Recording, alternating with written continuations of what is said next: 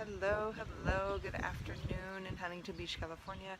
I am very lucky enough to have a home that I can garden. There's something very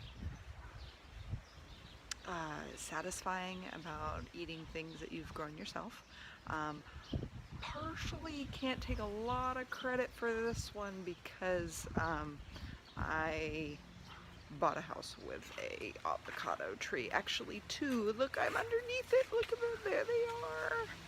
Quite a bit of baby avocados that are just starting to restart their new cycle of rebirth, basically. So they're pretty amazing. Not sure how good you can see those tiny little things, but they're about the size of, I don't know, grapes, maybe smaller. But you got, you know, the big old ones hanging out in the back. Those are from last year, because avocados are wonderful in the fact that they don't really ripen on the tree, similar to bananas, which I didn't know until recently. This is my other avocado tree. It literally is about 60 feet tall, so, and there's my hammock.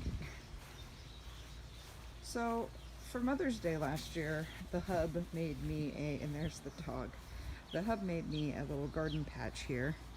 And last year, did a number of things. That large trellis on the end, that was for pumpkins, which I grew too, and they never got bigger than a basketball. They're relatively small.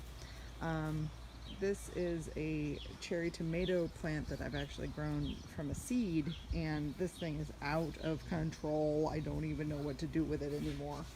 We got some we are ready to pick here, but definitely other than that. So last year we had some really poor cucumbers and a bit of a failed onion and whatnot, but this year we have moved on to herbs. So we have our Italian parsley and the rosemary, and this thing is actually a lettuce, some lettuce that just went absolutely native. I didn't plant this.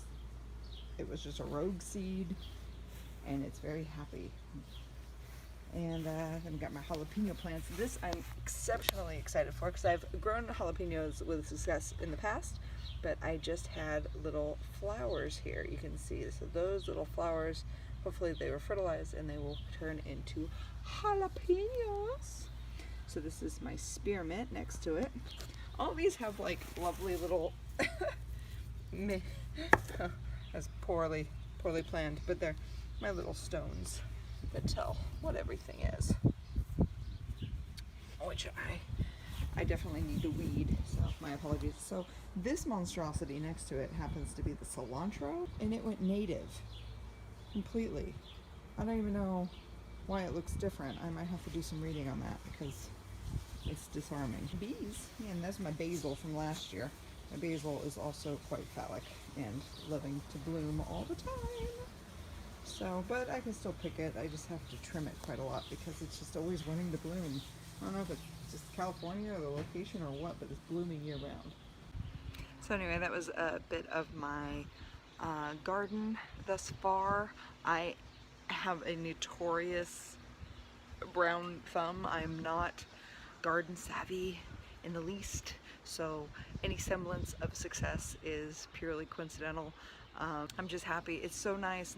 I mean, I finally made the decision just to do herbs this year because I made just the observation that I was going to the store where I could buy 2 cucumbers for $1, and I was paying like $4 for rosemary, and I was just like, oh, I'm done, like for fresh rosemary.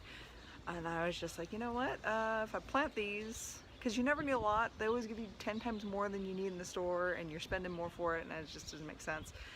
And my cucumbers were a bit of a failure last year, and they're dirt cheap. So made the decision to do an herb garden this year and see if I fail miserably at it.